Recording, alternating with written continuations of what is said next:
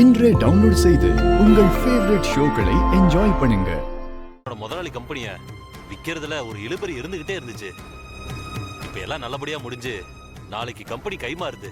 அதனாலதான் சாமிக்கு ஒரு அர்ச்சனை பண்ணிட்டு போலான்னு வந்தேன். ரொம்ப சந்தோஷம். எது நல்லதோ அது நல்லபடியா நடக்கும்.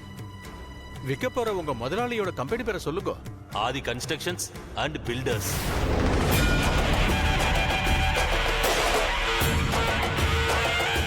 தவக்கல, ஆதிய சுத்தி ரொம்ப பெரிய சதி நடக்குது.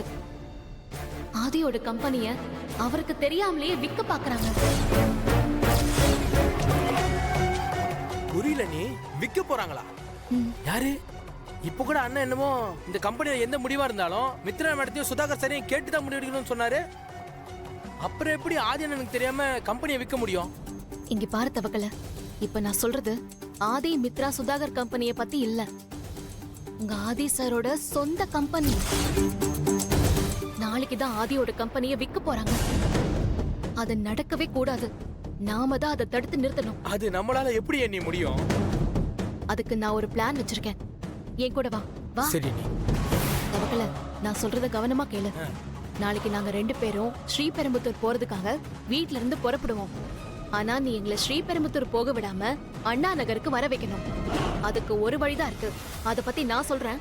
என்ன பண்ணணும் நீ முடிவு பண்ணு.